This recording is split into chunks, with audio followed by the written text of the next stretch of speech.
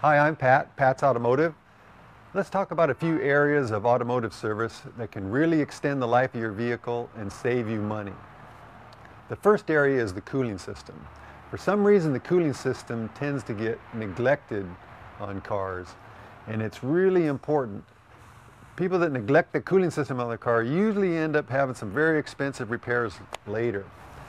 I know the auto manufacturers now, they recommend not changing that coolant for 150,000 miles, but a lot of times it doesn't last that long. Bring it in, let us test it. It can save you a lot of money in the long run.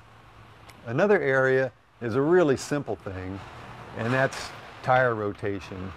Proper tire inflation and rotating them often can save you a lot of money in the long run.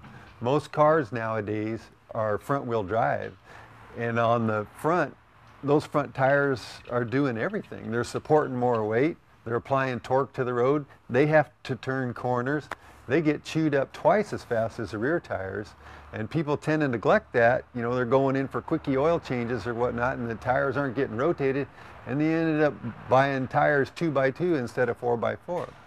Here at Pat's Automotive, every oil change, we rotate those tires. Even if you're coming in religiously every 3,000 miles, we still rotate them, and you can get unbelievable mileage out of those tires when you rotate them and keep them inflated. Another area, which is the most basic thing in automotive repair, and that's your oil and filter changes.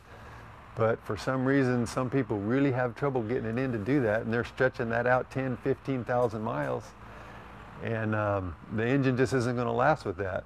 Oils are better nowadays than they used to be. You can go a little longer, but if you can stay religious on that 3,000 to 5,000 mile oil change interval range, I can almost guarantee you, you will not have a lubrication failure of that engine within 200,000 miles.